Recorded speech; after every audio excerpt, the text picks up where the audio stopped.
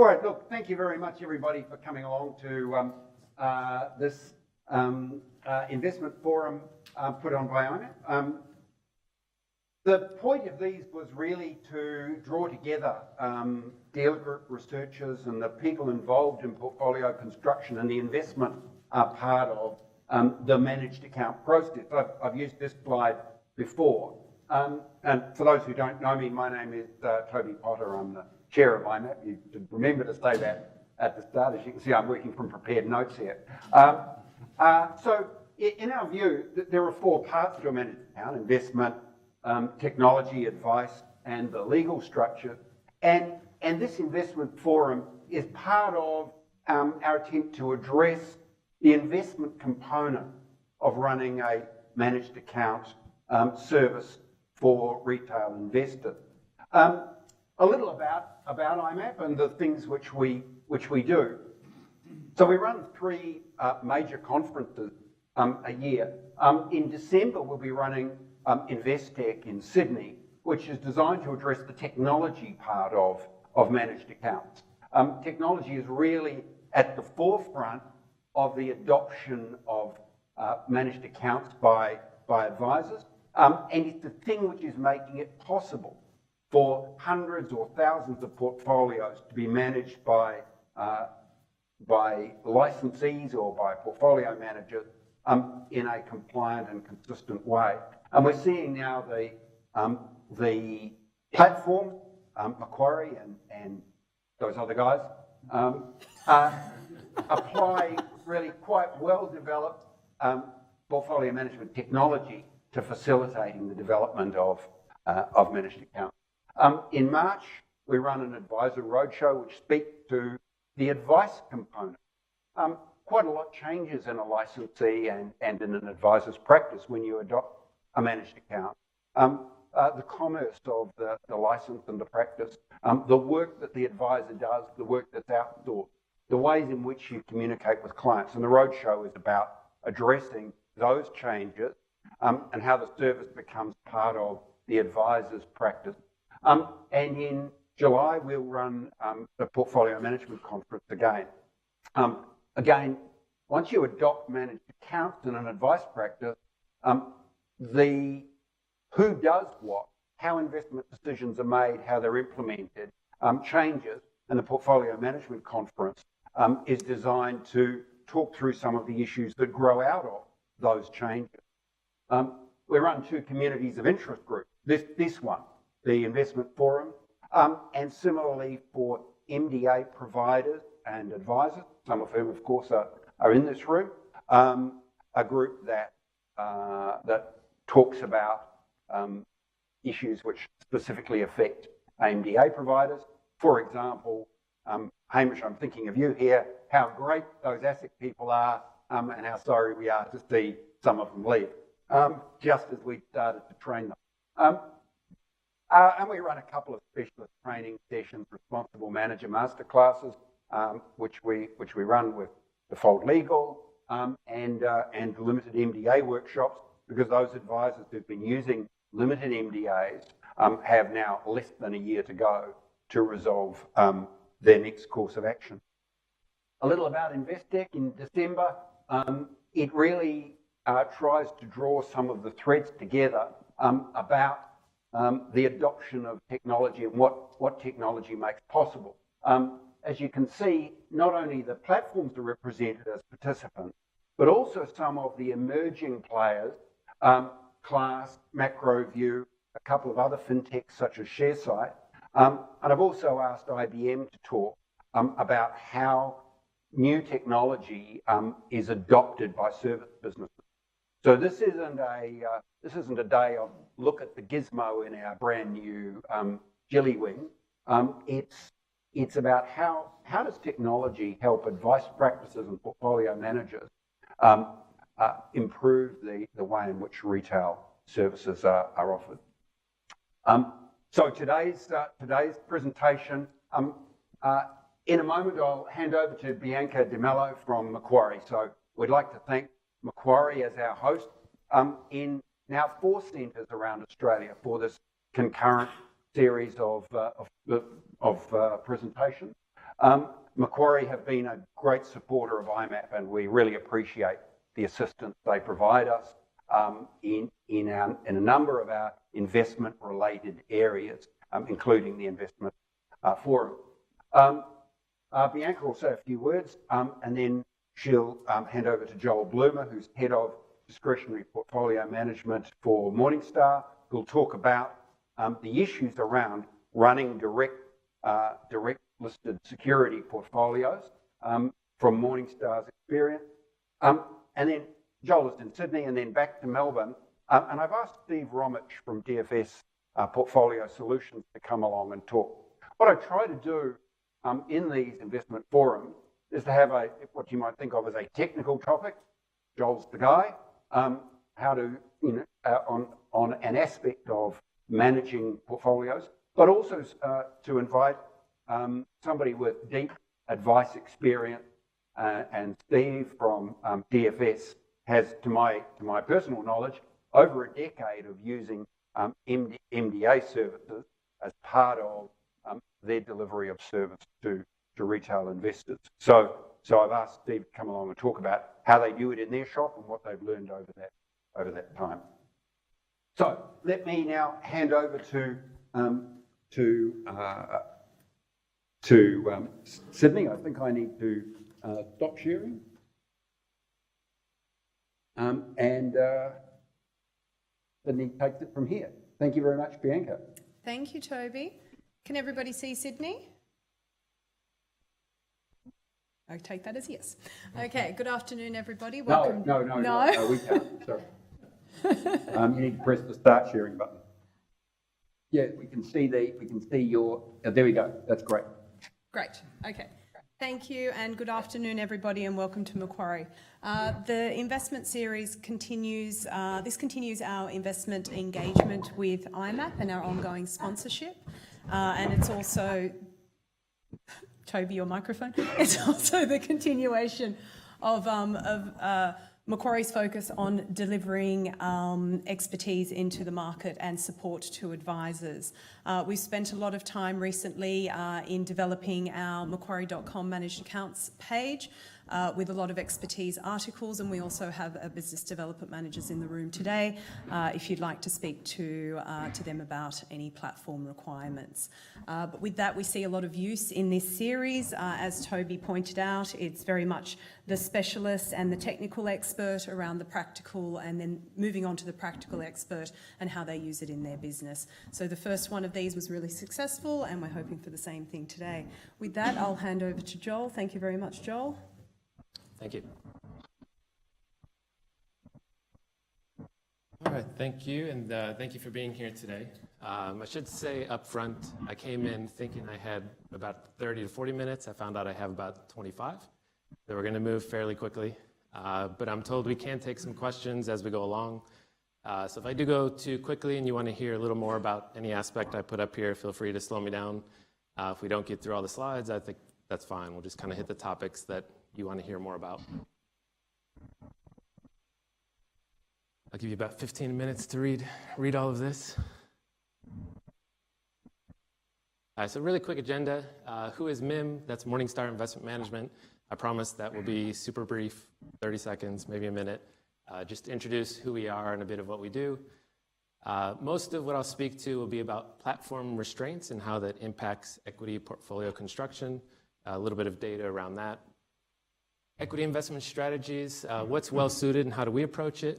Just a very brief insight into our process. I promise it's not a product pitch, maybe a bit of a process pitch, but hopefully something you can take away from that. Operational, so we've learned a lot in our time in managed accounts. We run, I think it's 13 model portfolios across a number of platforms. There's a lot of complexity built into that. I'll touch it at a high level, give you some sense of sort of what we learned and how we operate. And then quickly, some of the benefits of SMAs versus paper portfolio models. So Morningstar does have a lot of different sort of business lines. We do supply paper portfolios to some clients. We also see some of the challenges that they run into and some of the benefits they get in moving to managed accounts. Very quick on Morningstar. So we are publicly traded. If you want to know more about us, there's plenty of documentation and filings out there. You can look us up. About 4.5 billion Aussie in the US, majority owned by founder and chairman, and net cash in the balance sheet. Pretty stable strategy. And then these are investment principles around the outside. Pretty experienced team in running a fair amount of assets. It's a little over 7 billion here in Australia, a fair amount more globally. And it's driven by a team of about 400 or so people, a mix of research as well as investments. We're based in the US, so those are probably the largest teams, but we do have a pretty good presence here in the region. And then I promised the last one. You can see at the bottom, this is our trend in SMA FUM. It has been going well. I was advised against giving every single data point, but I'll just tell you it's over $1 billion now today. Morningstar. So I'll go quickly through this one. You've all probably seen a version of this. You all probably have a version of this. All the platforms do. Most groups that are using managed accounts have some semblance of this. This is really looking at managed accounts from the advisor and client perspective. The next slide, we're going to transition more into kind of the investment manager perspective. But I thought I'd just share this quickly. I don't think anything here is too controversial, I hope. Cost-effective, low account balances. Some people have pointed this one out. The only thing I'm saying there is it really depends on your setup. If there's any fixed costs in kind of your offering, as you get into smaller account balances, obviously that's a bigger percentage. That doesn't apply to all platforms, to all clients, to all situations, but it's something to be mindful of. Portfolio reporting, I kind of have mixed across the board, and that's really just saying it can be bad in any segment and it could be great in any segment. We spend a lot of time on portfolio reporting. We see that as part of our value add. But any one of these categories really can do it well or poorly. Professional management, the only point here is that this is very, very highly regulated. This sometimes is, depending on the framework, and this often is not. So don't read into this and think this is mixed professional. Obviously, there's plenty of professionals in that space. It's just that I think if you're looking at outsourcing, you want to really do the due diligence. And then hopefully the rest of these are pretty uncontroversial. So this one I haven't seen anywhere before. This is kind of our stab as an investment manager or portfolio manager, trying to get a sense of what are some of the differences when you go from, say, a fund to a managed account or paper portfolio to a managed account. This is kind of our subjective view of it in some cases.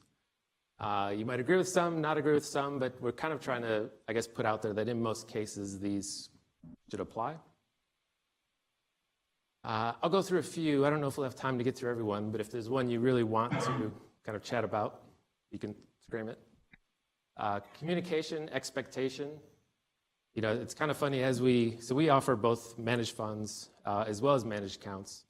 And as we offer more and more transparency, we get more and more demand for more transparency and more commentary around the things that we're showing. It's been one of our learnings as we moved into this space. We really do embrace providing reporting, but I think the expectations continue to increase. So we continue to support that. Investment selection, pretty straightforward. It's evolving and expanding, but investment selection is more limited in managed accounts. That affects some portfolios or some strategies and not others. Depends on the approach. Dollar cost averaging flows, that should be pretty straightforward. Here you kind of, if you have flows, they tend to be averaging into the model, whereas in a fund, you can allocate those flows to the positions you see as most attractive at that time. It's not one is better than the other, it's just being mindful as a portfolio manager of some of the differences. The shaded area, I have a few slides on, so I'll kind of skip that for now. Risk tolerance, I think in general, in separately managed accounts, given the concentration, given the transparency, the stock selection tends to be a little more risk averse, at least from what I've seen. Tracking error to model, that should be pretty straightforward. If you're in the fund, that is the performance you're getting. Managed accounts, if you're taking any discretion from the model, then there's going to be some deviation. And from what I've seen, for the most part, in paper portfolios, you may have one model, but underlying you might have actually many tens or even 100 different kind of iterations happening. Trade size tends to be limited managed accounts. Here, I just put a little asterisk because the paper portfolio model manager is not always even kind of thinking about what can be implemented. Some are, some aren't. I don't want to paint too broad of a brush. Complexity, I'll speak more to that, but just the fact that you have multiple parties working in this. So in a fund, you often have kind of an internal trading team. With a managed account, we generate the model, and then we're coordinating among external providers. So it just introduces complexity. And then turnover tends to be less in that space. Make sense? Yeah. So I have a few slides digging into kind of the structure of portfolios generally. First, starting with a little bit of data. Some of you would probably be familiar with looking at funds. It's using Morningstar data. It's about 150 funds in the Australia large blend equity space. And what this is saying is the number of holdings that are in each decile. The line coming across is just kind of assuming equal weight. So 100% divided by those number of holdings, that's kind of your average position size. So the outlier on that end, that's going to be sort of index funds, enhanced funds, smart beta, that sort of thing. And then as you move through here, you're getting into more of your sort of traditional actively managed funds. Where do you think SMAs sit, equity SMAs? I see this in this direction. So these are some of my estimates. I think we all kind of get the sense that they're much more concentrated. I don't have the data. I don't know if, to be honest, if the data is readily available for this. What I did do is just look through mandates that are outstanding across a few different platforms. So the managers will say we hold 10 to 30 stocks, 20 to 30, 20 to 40, about 30. Just pull all those together. You end up with an average of about 25 holdings. Whereas if you look at the average in funds, it's about 75, but that's skewed by this. If we just take the median, it's kind of in the 45 to 50 range, which is basically saying that SMAs are about twice as concentrated as your typical fund. So the point around this is, one is I think just knowing that data is interesting. We all kind of have a sense they're more concentrated, but I haven't really seen this data out there. Then it's also kind of getting the perspective of average SMA sits here. That means 90% of funds are actually kind of have longer tails than the typical SMA. Or if you look at the median fund, it has about twice as many stocks. So then you have to think about if you have an existing fund strategy, which Morningstar has other fund strategies, and say you normally exist in this space, it's a big change potentially to get here. So kind of the point is if you're a fund manager thinking in there, how does that affect your strategy? If you're considering outsourcing with a managed account provider, are they well suited to generate something in this space?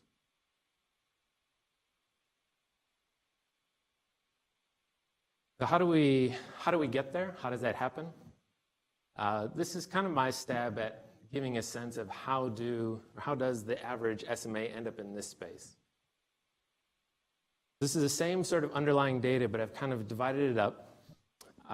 The cutoff here is 1.5%.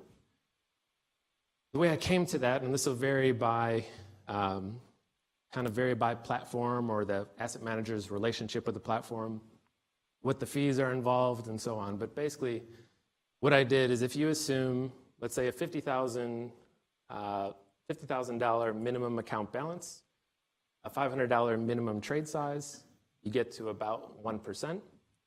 If as the portfolio manager, I don't want to get forced out of a position because of a platform requirement, I want to have a buffer to that.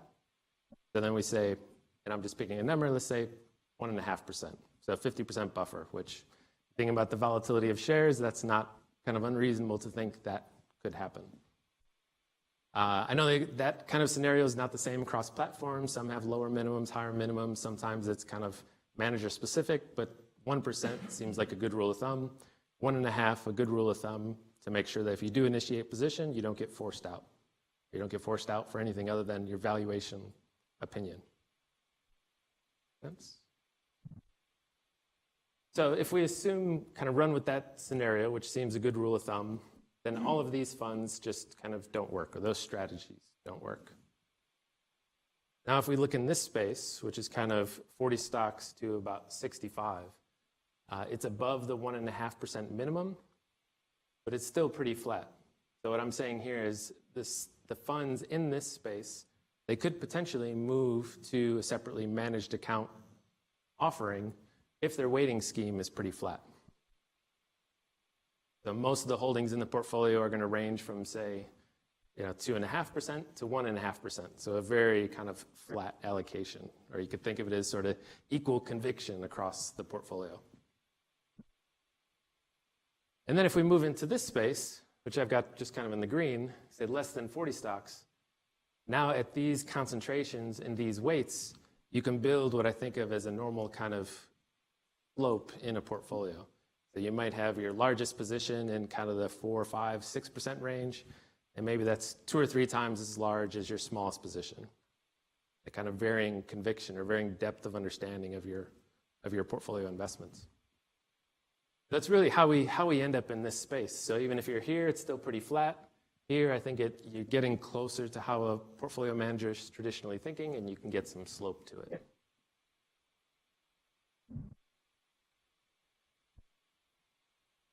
This is an extremely, extremely short list. What I'm kind of suggesting here are just some of the thought process behind a fund manager when they have the long tail of holdings.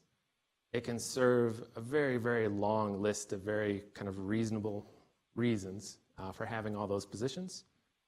But the main point that I want to get across is that often for funds, existing fund strategies, just kind of based on the data we just looked at, it's potentially a substantial change to just take the top 25 holdings and say, okay, now I have my SMA. You have to really think about how is the portfolio constructed? Why is it constructed that way?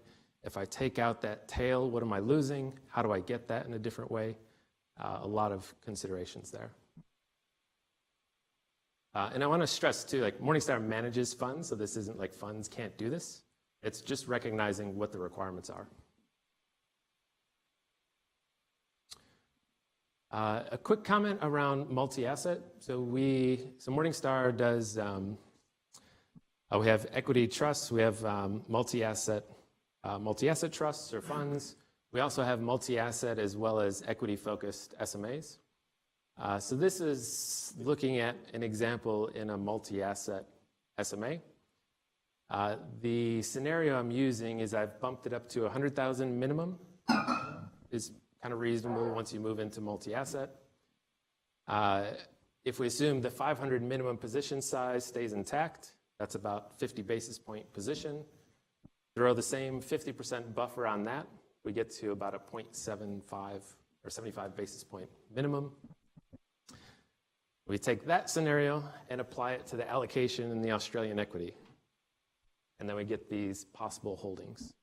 You follow that? Make sure I got that out. So basically what this is saying is within this range, if we assume this scenario, 75 basis point minimum, equal weight, you can have these number of holdings. Now, if we were to create a scenario here where within the multi-asset, we want to have a similar sort of slope or shape, these numbers start to fall pretty quickly. So the main point here, so we do actually go direct within our multi-asset SMAs. The main point here is that if you extrapolate the scenarios I had on the previous slide to then the multi-asset environment where Australian equity is only a subset, it gets pretty concentrated.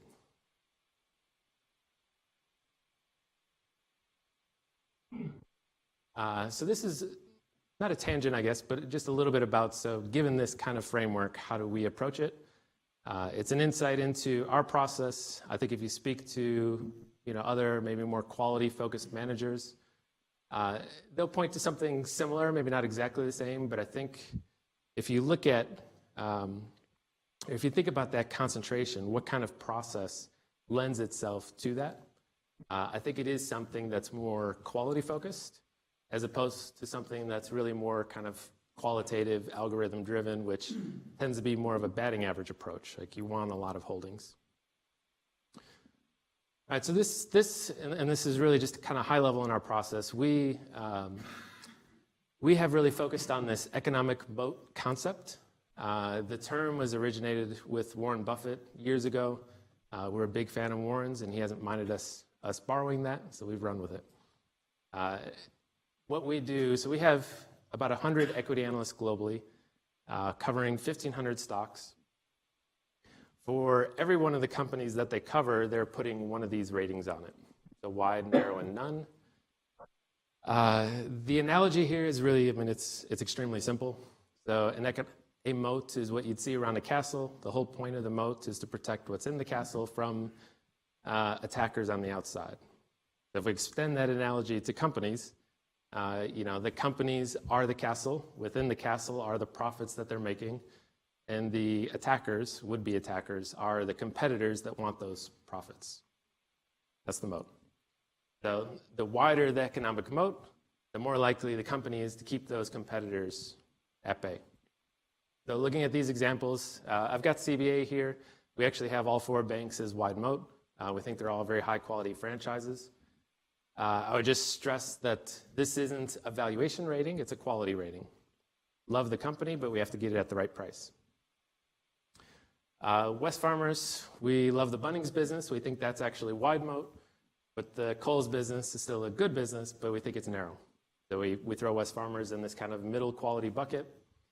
And then Super Retail Group, you might not know that name, but you probably know Rebel Sports, Super Cheap Auto, Ray's Outdoors, and others.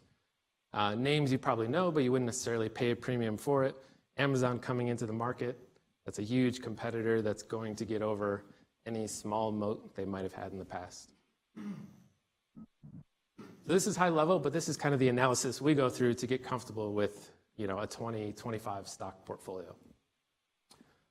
Why do we care about this analysis? So I don't know if you might not be able to see it, but the dark bars are wide, narrow, and none. High quality businesses tend to be higher returning. The share prices tend to be less volatile because they're higher earning and the earnings tend to be more stable over time. Larger market cap, more liquid, which is pretty helpful in the SMA space. Less volatile stocks as well as individually as well as relative to the market. And then they tend to have lower or smaller drawdowns. So drawdowns just being price declines. So if the market's down big, the lower quality no moat stocks in this kind of 10-year study, they were down by over a third, narrow moats down by about a quarter, and wide down by about 21%. So this type of framework is what we think works really well. Actually, I could skip ahead of this one. We would argue, anyway, that this is the type of framework that works really well in the SMA environment. Have to be concentrated, have a qualitative, kind of bottoms-up, deep understanding.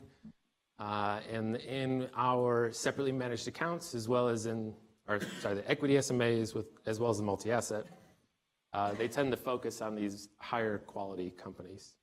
And when we do go into what we would see as a lower quality space, they tend to be trading at substantial discounts, and they tend to be smaller positions.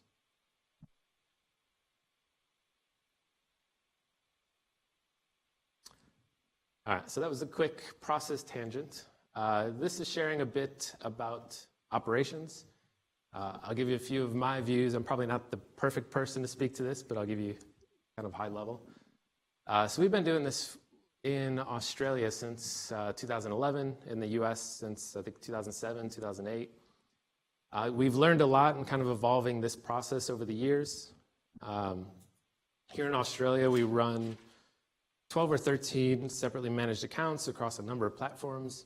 Our operations team, when we're rebalancing all of those across all platforms, they're actually submitting close to 200 different portfolios, which is actually really challenging when each of the platforms takes the data a little bit differently.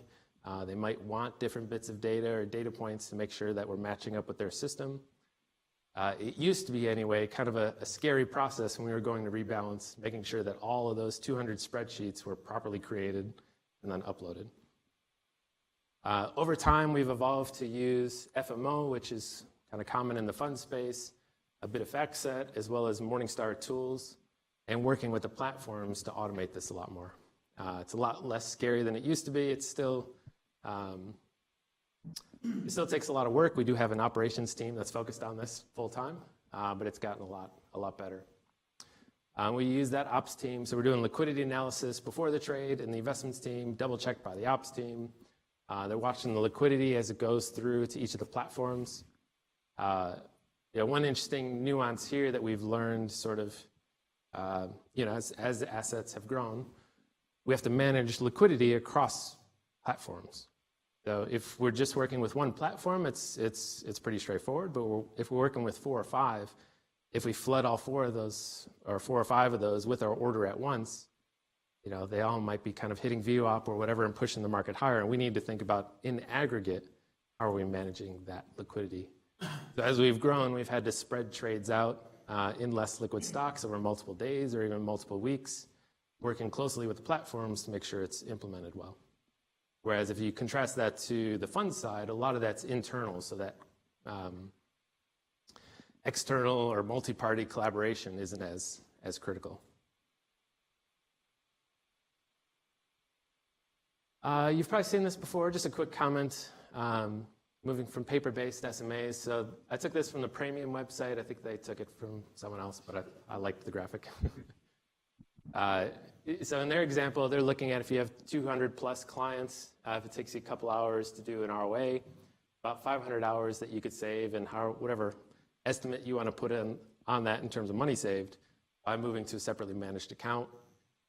I presented a different scenario here. If maybe you just have 100 clients, they're a bit higher net worths, you have fewer clients. Maybe you're a little more efficient in your ROA. And then critically, you have to think about how often you're actually trading in the strategy. I threw in 5 there, which is probably about what we run, but that's a pretty low turnover portfolio. So we run probably 25, 30% maybe turnover. Your average fund is more like 60, 70% a year. And then you're just kind of multiplying this out, and those strategies without some adjustment get pretty hard to do in the managed account space.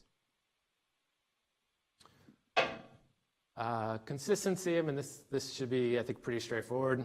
If you're in a managed account, you have a model.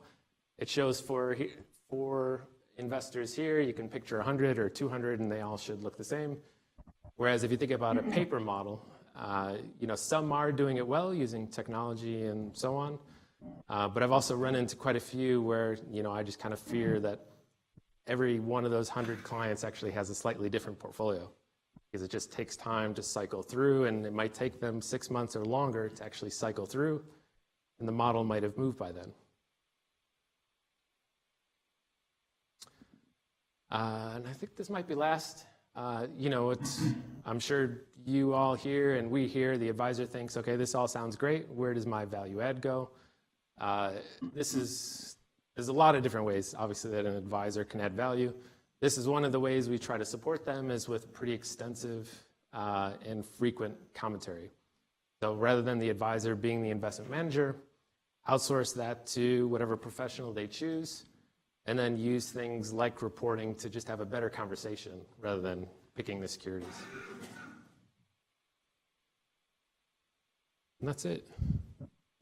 So this is just a few Outlook comments. We don't have to go through these in detail, but I think the summary is, in our time in managed accounts, I think it's definitely getting better. And we've gotten better at it. I think the competition's getting better. The platforms are getting better. People understand it more. And there's a number of things that I think are kind of in process that will continue that. And that's all I've got.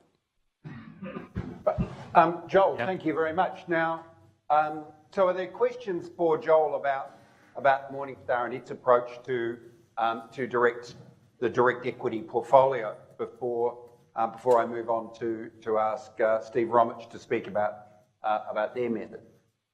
I just had a question, just regarding one of the early slides that said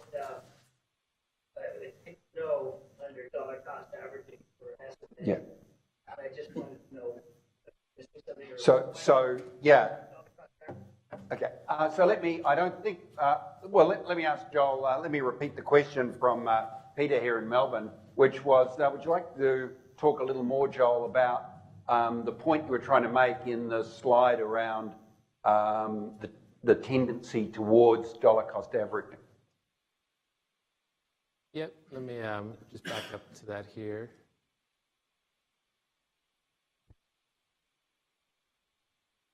Very early. Yep. Yeah, so the point there, flows to dollar cost average. So in a managed fund, and like I say, we have managed funds, managed accounts, so we kind of see these processes both happening. In a managed fund, if you're fortunate to have positive inflows, that inflow comes in and you decide where to put it. That can be managed by the PM in a number of different ways. They might just, we might just choose, like, here's the model, everything that comes in, I want you to just feed into that model. And then that ends up pretty similar to a managed account. But actually, I think it's more common in managed funds for the PM, especially on larger inflows, to look at it, what's the inflow, look at the portfolio, what do I think is most attractively priced today, and to funnel most of that cash into that security, as opposed to just kind of averaging across the whole portfolio, when some might be a little more attractively priced and some less attractively priced. So you have kind of that flexibility within the fund space, whereas in managed accounts, you might have flows in the sense of if your client is kind of saving on a regular basis, there's sort of flows coming into the model. But it's going into the model, which is basically dollar cost averaging sort of everything in the portfolio. It's generally not directed to whatever's seen as sort of cheapest at that time. Are there any other questions from Brisbane or Perth? Yeah, Toby, can you hear me okay? Yes, indeed. Yep. Yeah, it's Andrew Fairweather. How you going, mate? The question to Joel is, you talked about the multi-asset solution. I was just wondering what your approach to alternative investments is for that component of the portfolio. Yeah, good question. So within our multi-asset SMAs, it's a combination of funds, ETFs, and direct securities. So we go direct when we can, which is basically just Australian equity right now. With ETFs, that will often be a little more opportunistic. So if we see a certain market or sector that's trading attractively, we might go the ETF route just for ease of access, low cost, and so on. And then for some of our core international and core bond exposures, that tends to be our funds that are available on the platforms. For alternatives, that exposure will be accessed through one of our own funds that are meeting that need. Catch that? Yep. I have a question, which is, Joel, you spoke using Australian equity as an example of the compromises or choices that portfolio managers have to make between funds and managed accounts. Presumably, in international equity, these kind of choices or trade-offs are even more pronounced. Yeah, I guess we'll have to kind of see how that goes when the capability is more readily available. You have to think about what's the minimum account size, minimum position size, what markets are accessible. I think there's a number of variables there, at least to my knowledge, aren't defined now. But depending on what those are, if it's not limitless, which presumably it won't be, then there would be some trade-offs in there. But as far as but maybe to your point, as far as the concentration, we, for example, in one of our global strategies, it's a little more quantitatively driven. It holds several hundred securities. So we're not going to take that strategy and just try to translate that into a separately managed account. But we do, within our global group, have more concentrated portfolios that follow that kind of moat process that I highlighted. That's the one that will work well. And then, to your point, that would also have to be a fairly concentrated portfolio. Now, are there any other questions for Joel? Yep. Look, please join with me in thanking him for his presentation. And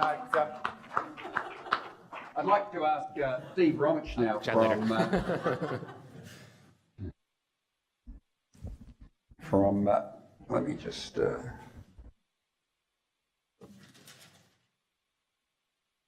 we go. Let me just try and get us going. So, here we go. Thank you very much. So, Steve. Thank you indeed, Toby. Appreciate the opportunity of presenting to you this afternoon. And look, once again, I would encourage you all to ask questions as we go along. Let's try to make this as interactive as we possibly can. So don't be shy. Yell out. Okay. Can Can I just everybody interrupt? Sorry. see Can you hear me? We can't. you see our slides? No, you need to share the presentation, please.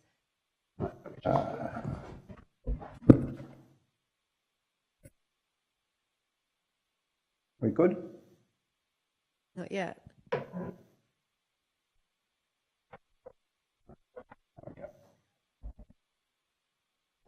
Perth can see it.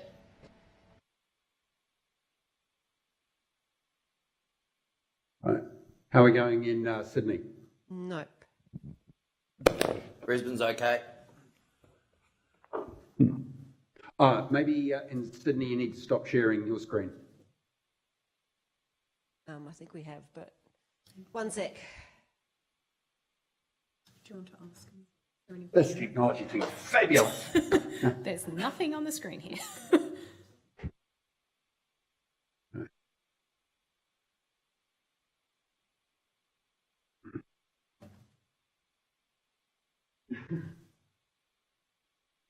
We have one little go at stop sharing and then share again.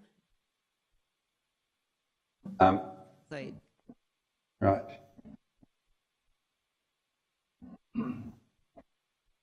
yeah, that's it. Thank you. Great. Here we go again. Okay. So, agenda for today, I probably state the obvious initially and go over the major points of why managed accounts. From there, I'd like to share some of our observations and experiences.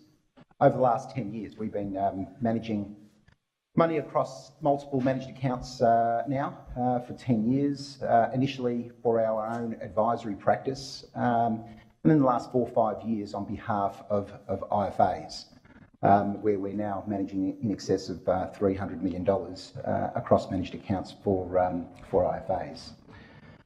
From there, I'd like to touch on some of the aspects of managed accounts beyond the operational efficiency. The operational efficiency is the obvious low-hanging fruit, but there are some aspects that I wish to focus on that aren't perhaps as obvious.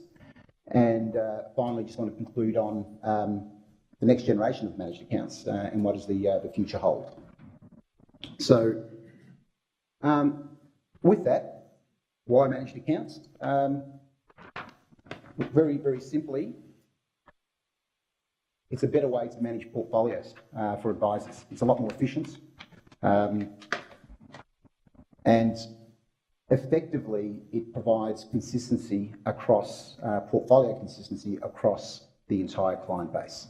So improvement in compliance, improvement in operational efficiency, and that really, once again, to state the obvious, is to reduce that's achieved through reducing the burden of SOAs and ROAs. And beyond SOAs and ROAs, there's also the operations part of the business that are involved in discreetly managing transactions. Therefore, managed accounts would reduce human error, good value claims.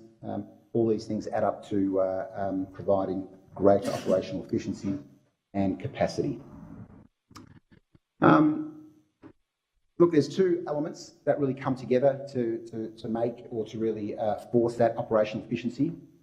On one side, it's the technology behind the managed accounts, and that technology really facilitates that one-to-many client trading functionality. That is, global trading capabilities with a press of a button, one trade is actually reflected across the entire client base. And the other component is construction of model portfolios. Really, those trades shadow some type of model portfolio, whether it's an asset class portfolio, whether it's a diversified or risk profile or risk-based model. The coming together of the technology and model portfolios is really what drives that operational efficiency. And the last one, why managed accounts? Well, there is potential to improve client outcomes. That one's perhaps a little bit more subtle. But between those facets, it's hardly surprising that, and this is according to the Investment Trends Advisor Survey, I think the number is 46%. 46% of advisors are either using managed accounts or will be imminently using managed accounts. So it's it's no longer a new path. It's starting to become the mainstream, dare I say, convention. And the telltale signs is investment consultants popping up all over the place. That probably gives you an indication that it has come to a main channel, and there's particularly a lot of investment consulting firms that have popped up over the last 12, 18 months to meet the demand, the advisor demand. So with that, from the advisor's part or the advisory firm's part, the key decision becomes one of what will the investment solution be.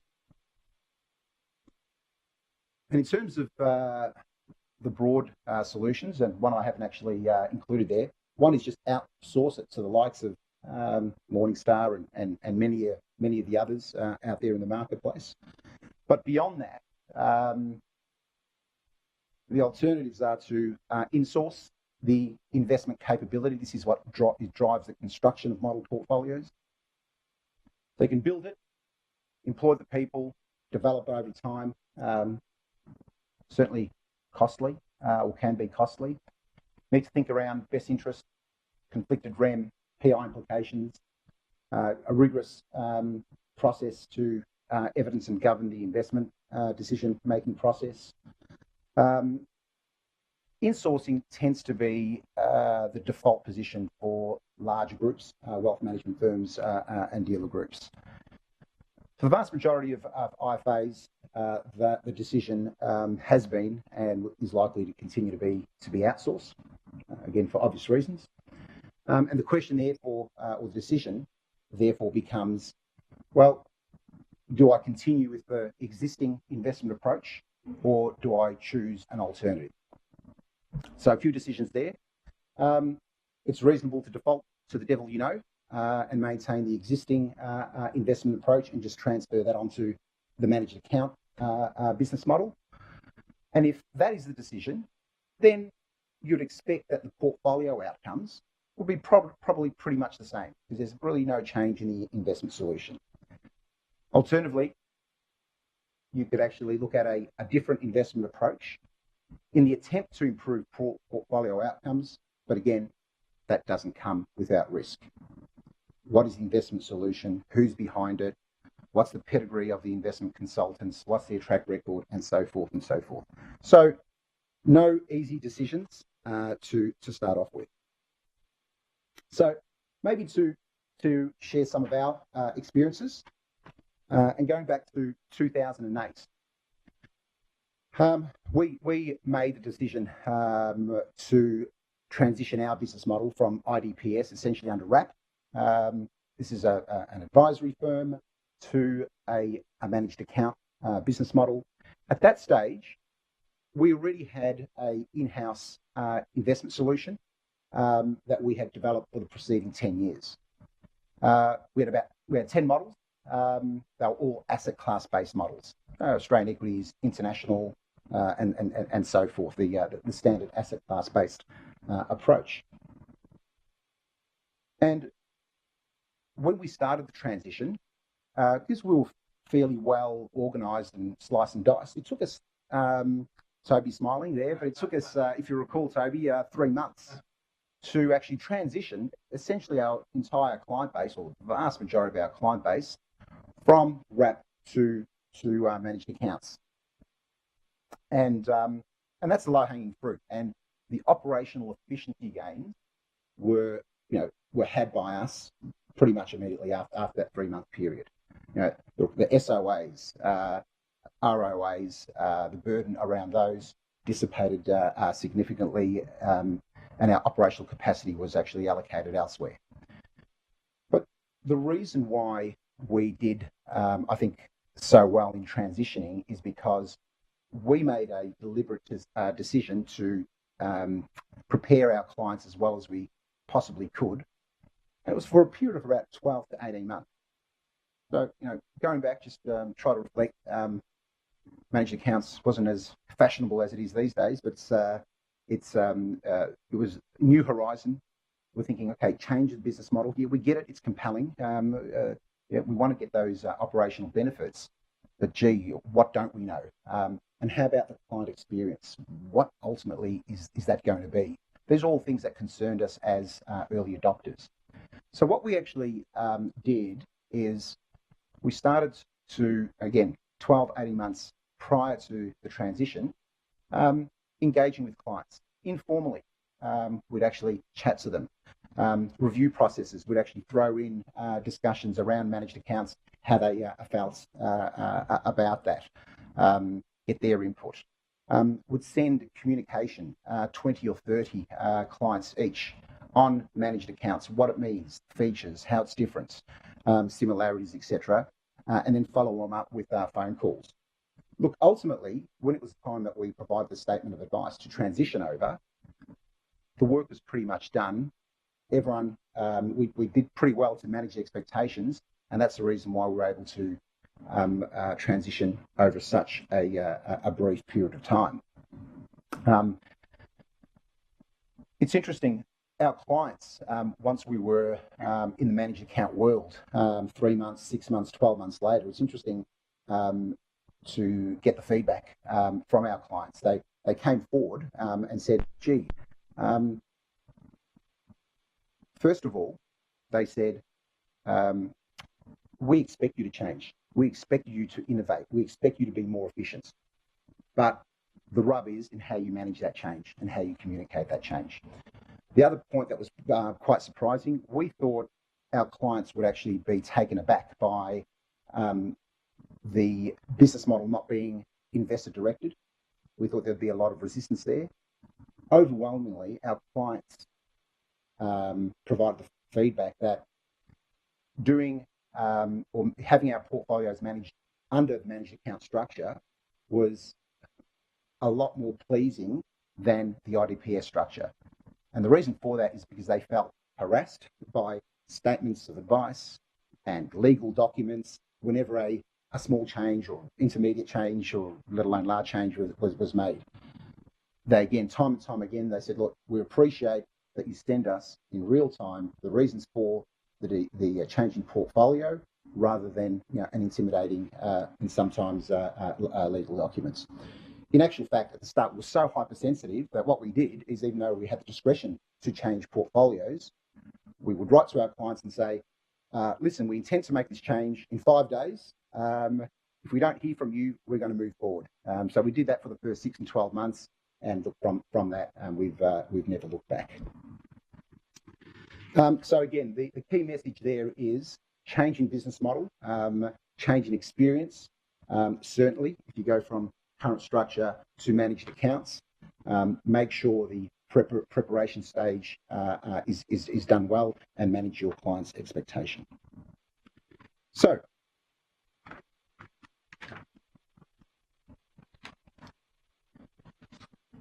beyond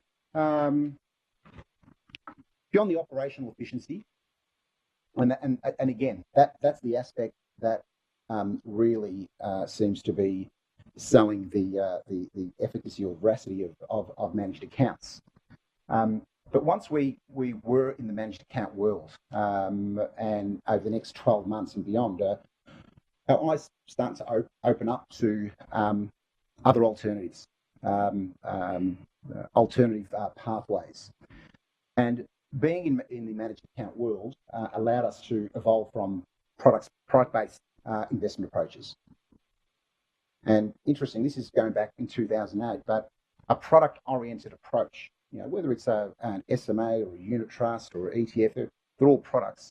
It continues to actually dominate the way advisors construct portfolios. So managed accounts allowed us to move away from that product orientation to a more of a genuine portfolio management solution. So what we started doing around about 2009 and 2010 is we started to build a non-product oriented investment solution. So one that was risk-based, sought to manage risk better, measure, monitor risk, generate risk diversification. An investment solution that considered the behavioural biases of investors, something that traditionally managed portfolios don't necessarily do. We know some of the behavioural biases of investors are that downside risk. They're very sensitive to losing capital. Another one is they prefer, on balance, transparency rather than having a closed bonnet on top. Another aspect of our investment solution that we could only explore in the managed account world is to use our size advantage. Again, we're managing around about $350 million at the moment. It's incredible how many boutiques, their investment solution operates in a way as if they're an Aussie super, or they're investing $50, $100 million, where if they have to move, they would actually move the market. As boutiques, there's no way you're going to move market, and that's something that you can take advantage of. Again, an absolute impossibility, if not for a managed account business model. So the investment solution, we believe the investment solution is becoming increasingly important. It has to be rigorous. It has to be defensible. It must be differentiated. And again, managed accounts allows us to achieve that, allows us all. But the other side of that coin is a integrated communication platform. It's fine to have a rigorous investment solution, but that investment solution must be effectively, you have to have clients engaging infrastructure to connect with your clients, to engage with your clients. So what we have actually developed over the last, this is both on the investment solution side and the integrated communication platforms. This is not something that's developed over 3 months or 6 months, but it's 6 and 7 years in the making, is integrated statements of advice, client reviews, newsletters, portfolio updates, news flashes based on market events, and additional material that provides support to advisors to better engage with their clients around the portfolio management piece. I think it's probably, I'll actually just jump to give you sort of like an idea of what type of communication I'm referring to. I mean, this is an example of one of the diversified models or the risk profile models, a change in asset allocation. So this goes to the advisors who, therefore, our advisor clients, who in turn disseminate to their clients. This basically says there's been an asset allocation change and the reasons why. Okay, and effectively it's sent to clients in real time. Text for quarterly portfolio reviews for each model, whether it's on 3 months, 6 months, 12-month basis. Again, this goes to, the support goes to advisors so that, therefore, when they're doing their reviews, the text can be actually included for that portfolio on a seamless basis.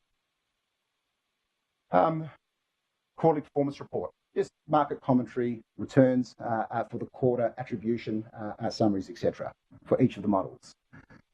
This is January 2006, where I think the equity markets fell 10-15%. So just a news flash in real time. Hey, yes, this is what's happened in markets. Yep, your portfolios, this is how they're positioned, this is how they're managed, this is how they've actually performed over that period of time. Manager selection updates, okay? Who we hired, who we fired, and the reasons for that, who we considered. Supporting that, asset class reviews.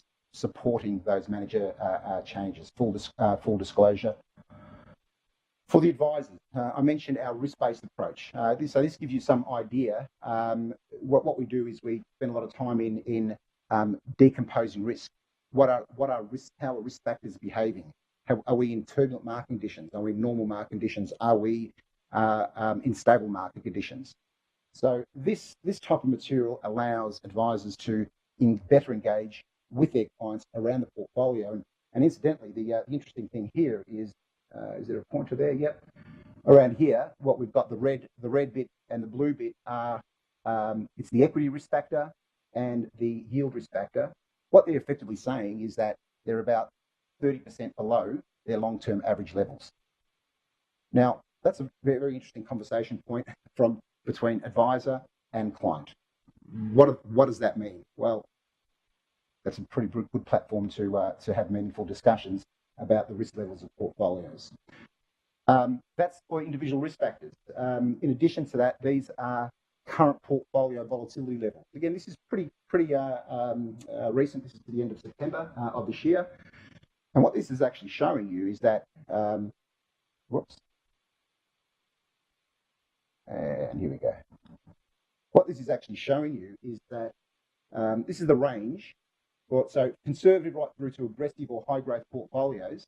When things are very turbulent, that's the risk level there. When things are ridiculously stable, that's the risk over there. So this is the actual range. Currently, a high risk portfolio, the risk level is around just over 6%. Astonishingly stable. In actual fact, currently, high growth or aggressive portfolios have the same risk level, or behaving in terms of risk level, about the same as a long-term risk level of a moderately conservative portfolio. Again, that says something. That says something very, very meaningful. Mean reversion. Is it time to take advantage? Is it time to actually run to the hills? Again, client engaging material. Equity valuation. Looking at where equity valuations are from a CAPE, a Schiller, a cyclically adjusted price earnings ratio on all the equity buckets. The yellow line there is the overvalued point. Some equity markets are overvalued.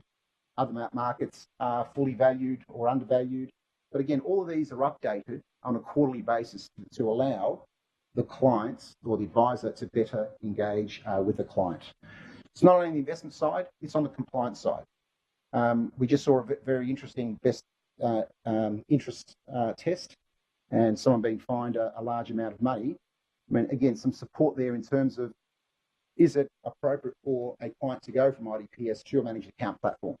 And this is part of the data collection form to actually to resolve that issue, whether it is appropriate and the client's best interest. So really just going back, it's not only when we look at managed accounts, it's not only the operational efficiency. Yep, that's one very important part of it, okay, and that anchors it.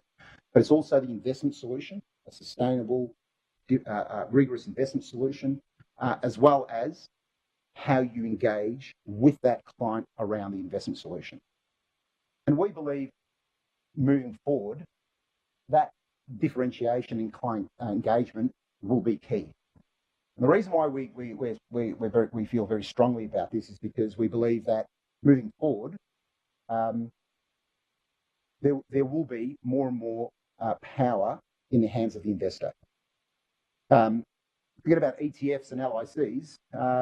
Recently, we're seeing active ETFs come to market, listed investment trusts, benchmarking technology, and robo portfolios.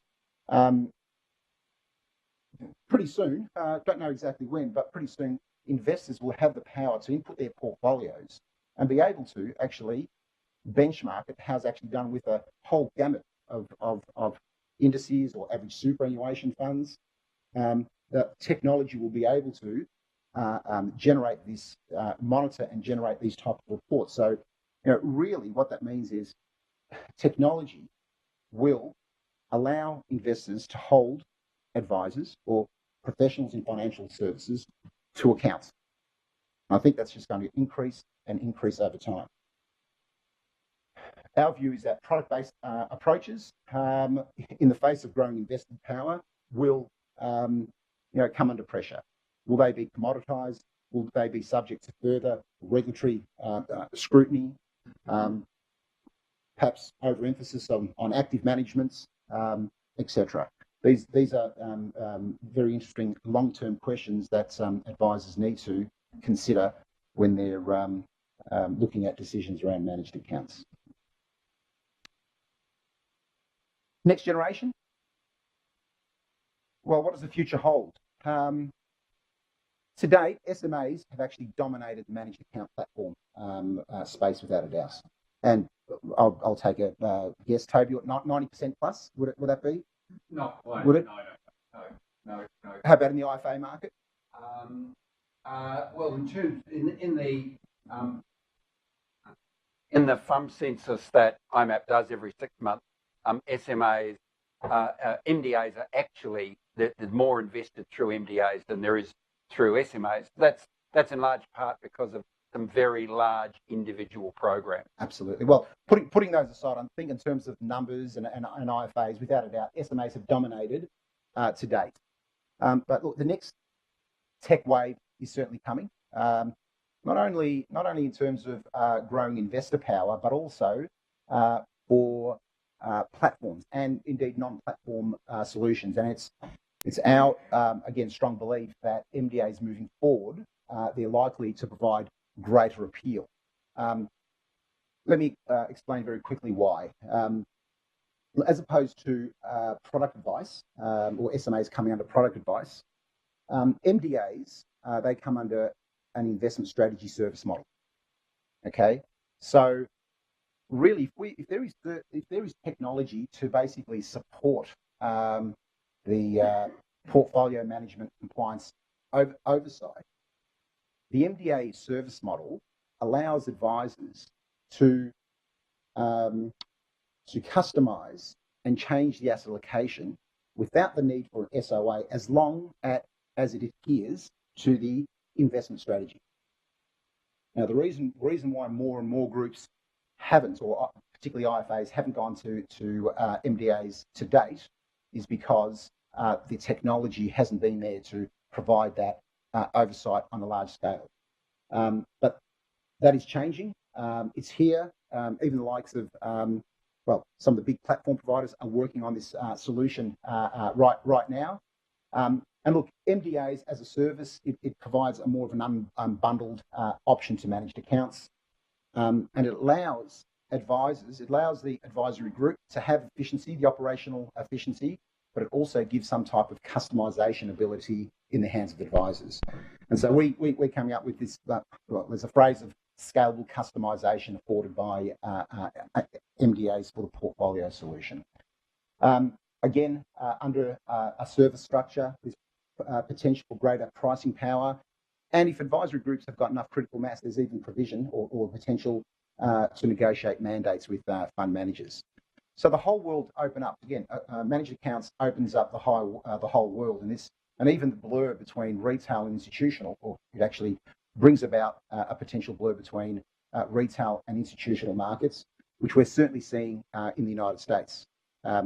Some advisory groups, boutiques as they call them, have got something like $10 and $15 billion of funds under management, which is a very good example of blurring the retail and institutional lines. So look, at the end of the day, if I just reinforce operational efficiency, 1, 2, the investment solution, robust, rigorous, defensible, and 3, the need to engage with the client.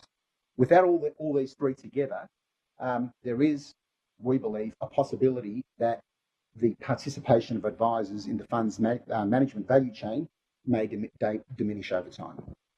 With that, I thank you very much and open up to questions. Thanks very much, Stephen. Now, are there any questions for Stephen from Melbourne or Sydney or Brisbane or Perth, Andrew? I guess, Stephen, as I mentioned at the start, you've been on this journey for 10 years now. How has your advice process changed as a result of using managed accounts as the primary vehicle for implementing that advice? Yeah, look, very good question. I really haven't. I've moved away from the advice part of the business and have focused on the portfolio management side, coming up to 7 years now. But look, on the advice side, look, really, I just have to underscore the operational efficiency. The first part of the transition was the asset class models. Now the advice business, more than half of the clients are allocated to fully implemented portfolios. So the requirement to actually do SOAs, let alone ROAs, have actually just dropped. And the focus has been on how to actually better engage with clients through that communication infrastructure across all those models. Any other questions? Yeah, Matt. Talk about the benefits to the end client, definitely communication. If you sort of reflect on the improvement of that bottom line of the business, being able to find more clients, more clients. So, What sort of impact? So Matt's question, for those of you out of Melbourne, in case you didn't hear it, was really about the impact on the bottom line and the changes in advisor process as a result of moving to managed accounts. Look, absolutely. That's the low-hanging fruit that I was referring to, which is that substantial improvement in operational efficiency. So the question is, what does the advisor and or the advisory firm do with that operational efficiency, that operational capacity? So one is the immediate savings, I suppose, in personnel. But two, the big one is the opportunity cost of maintaining the current business model. Freeing up your operational capacity, you can actually focus on client relationship, looking at new business opportunities, growing the business, growing the client base, etc. Now, again, there's surveys being done. We saw $100,000 there. Others are saying $45,000 per advisor. Look, they're all still quite rubbery, and I still feel that we're at the early stages of advisors reaping those benefits. But I will say, in our experience, it has been substantial. Yes. I was impressed with the 3-month transition. I was wondering how... 3 months for him, 20 years out of my life. So the question was the 3-month transition. Do you want to speak a little about that? Well, yes. Look, is there any specific questions you have around that transition, or? Planning for it, so it doesn't have to be a plan. So I was wondering how you developed your plan to achieve that. Okay, so it was in that really that pre-advice stage, at 12 months to 18 months, and really we over-communicated with clients informally and formally. I can tell you they over-communicated with the supplier too. At that stage. But we really engaged them. We got them involved. We presented the reason why we believe it is beneficial. And look, calling it a spade, cap in hand, we said, look, this allows our business to become more efficient. We wouldn't say, oh, your outcomes are going to be increased by a factor of 20% or twofold. So it's going to make our business more efficient. The commoditized based work that needs to be done, we can use technology. Therefore, we can focus on relationships, proactive advice, etc., etc. And as I said, they embraced it with both arms. And the feedback was, we expect you to innovate, but we also expect you to engage with us and manage our expectations. 10 years prior to that. Yeah. But we're pretty well sliced and diced. Yeah. So look, let me wrap it up there and ask you to join with me in thanking Steve for his presentation. So, thank you very much, Steve. So just to wrap it up,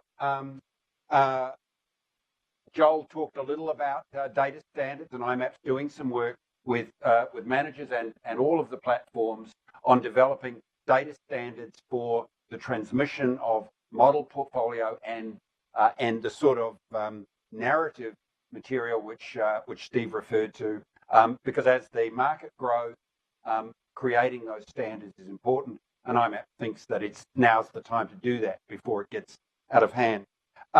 You'll all be receiving a SurveyMonkey request after this. In fact, the machine generates them, in about 15 minutes. So please give us your feedback and also your suggestions for other topics you'd like us to hear, you'd like to hear about, or other organisations you'd like to hear from. Steve talked a little about technology and that the next tech wave is coming. Investec in December is exactly about that issue. Technology is making this increasingly viable for advice practices, and Investec is about trying to draw those themes together. So thanks very much for coming along. Thank you to Macquarie for your hospitality today. If there are no other questions, then I'd like to hand back to each of the rooms separately, and thank you all for your attendance.